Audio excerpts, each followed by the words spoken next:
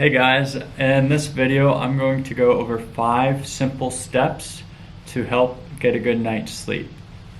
So the first step is having a routine. Have a consistent time where you go to bed at night and wake up in the morning. If you're an adult, you want to give about 7 to 8 hours of sleep at night. If you're younger, like a child or teenager, you can get a little bit more sleep. If you're elderly, you can function ideally with a little bit less sleep. And these are just general rules of thumb. So you want to use the bedroom only for sleep or sexual activity. You don't want to be watching TV in the bedroom. You don't want to read in the bedroom.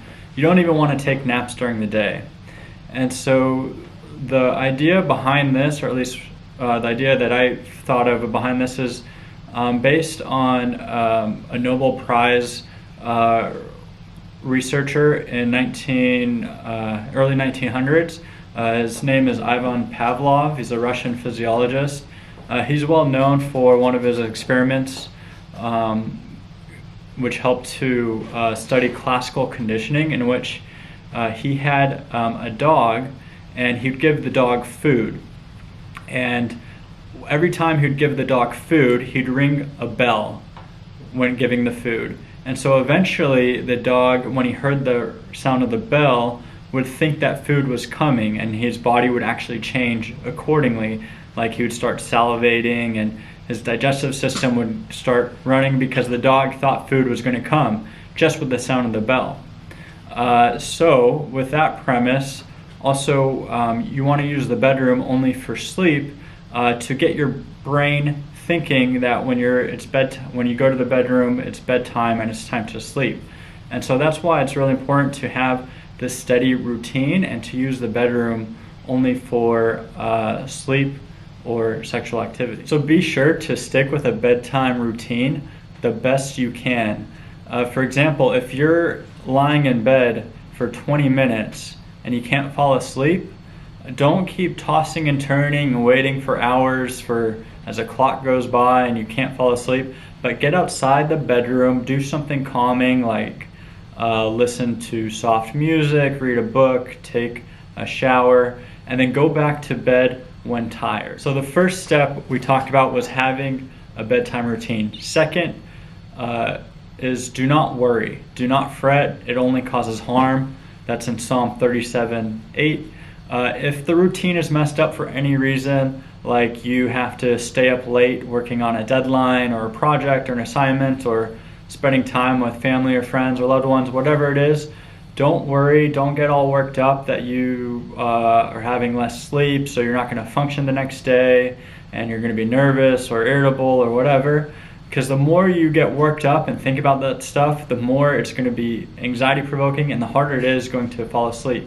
So simply put, it's okay. Just try to get back onto your regular routine the next day and don't worry about it. It only causes harm. So far we've talked about 1, having a steady routine. 2, do not fret. It only causes harm.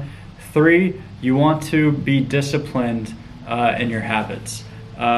For example, caffeine and sugars and stuff like that. If you have it late in the evening or at night, it's a good chance it's going to keep you up. That's what caffeine does. It's a stimulant.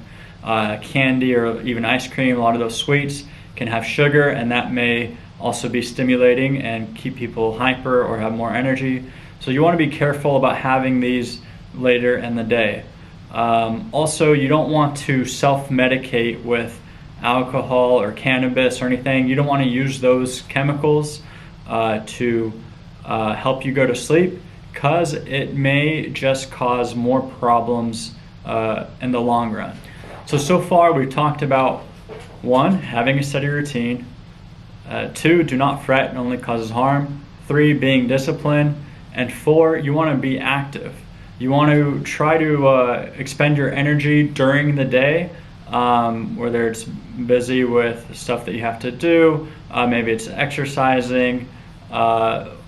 So the more exercise is healthy, mentally, physically, Also, it can help you to use that energy during the day so that when nighttime comes, or when your bedtime comes, you'll be more likely to fall asleep and hit the sack.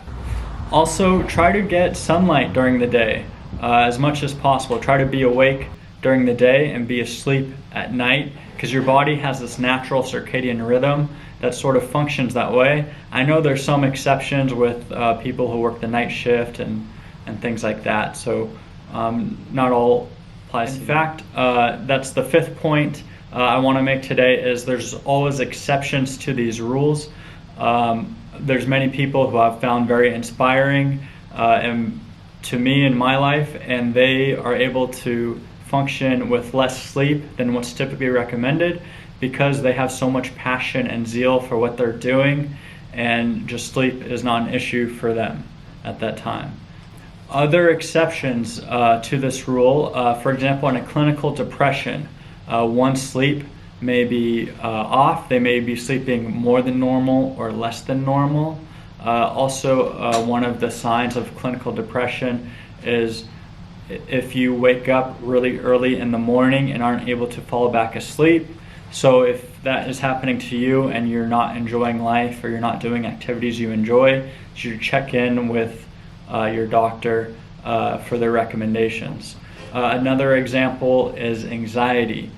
Sometimes anxiety, some findings of that could be hard to fall asleep or waking up several times during the night.